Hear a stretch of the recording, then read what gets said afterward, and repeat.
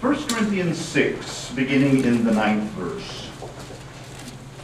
Now this is pretty subtle stuff here, and I want to be sure that I get clear with you about what I'm doing here. I'm getting pretty seriously into the Greek text, and I want to be sure that you understand what I'm about, and I'll try to make that clear as I go through it. 1 Corinthians chapter 6, verse 9. Now, a little context, of course, in this letter is helpful. As you know, Corinth was a huge port city, the second largest city in the known world at the time, after Ephesus. And Corinth was a port city, and like most port cities, it was a pretty wild place.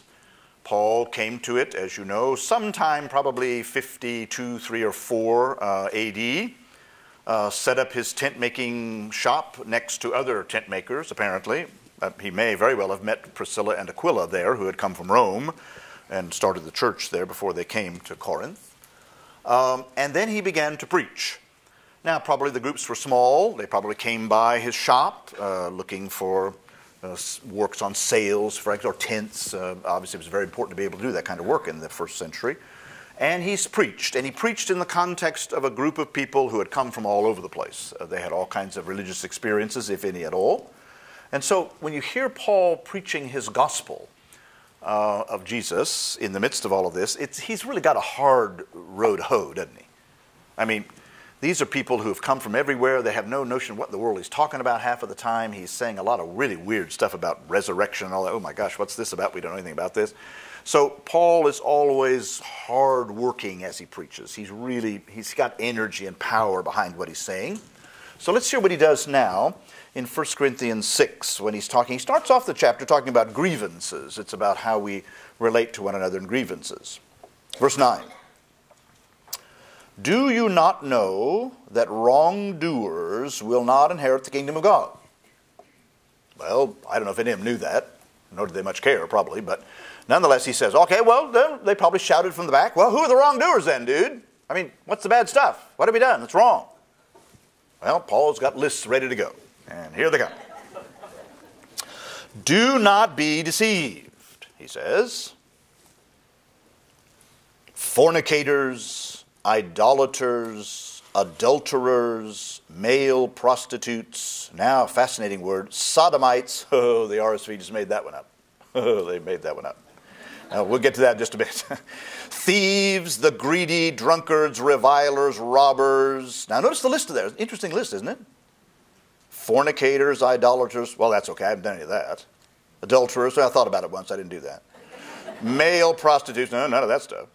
Thieves. Uh-oh. Greedy. Oh, dear, greedy. Holy cow. I'm greedy. Gee whiz, what am I going to do with this? Drunkards. No, I never done any of that. I don't drink. Revilers. Oh, gosh, I've reviled lots of times in my life. Haven't you? People you don't agree with, I reviled them. Robbers.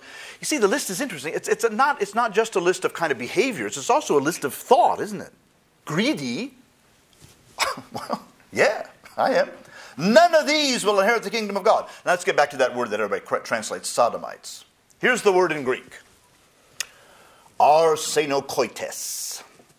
That's spelled, transliterated, Arsenokoites.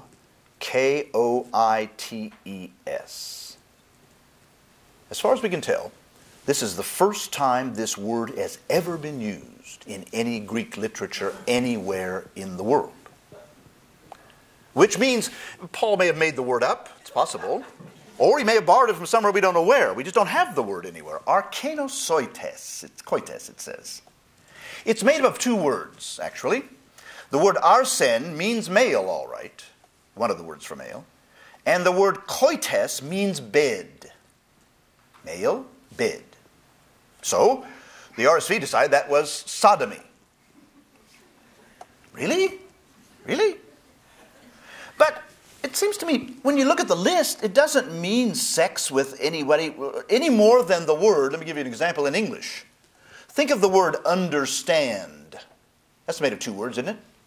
Understand. Does that have anything to do with under or stand? No, it doesn't, does it? The word understand is a made-up word to help us recognize things. Now, I suppose some of you who are better philologists than I am probably can tell you where that word came from. I'm sure it comes from all kinds of old Latin and German, Greek, French, whatever. It comes from somewhere anyway. But my point is, the word itself doesn't mean what the two words individually mean. Is it possible that this word arsenokoites doesn't mean sodomy at all, but might mean something about economic exploitation? And it could be sexual. I'm not saying it's not sexual, but certainly with the list we have here, look at the words again. Adulterers, male prostitutes, what they call arsenokoites, thieves, greedy, drunkards, revilers. Is it possible that it means something more like prostitution, pimping, rape? I don't know. But I do not think, by its very nature, it means homosexuality at all. I don't see it here in the text. But again, this was a translation decision made when, I'm not sure. I just don't know when it was made. But the word sodomites is a very strong translation of a word that means male bed. And that's all it means, I guess. Beyond that, I don't know what it means. I really don't know what it means.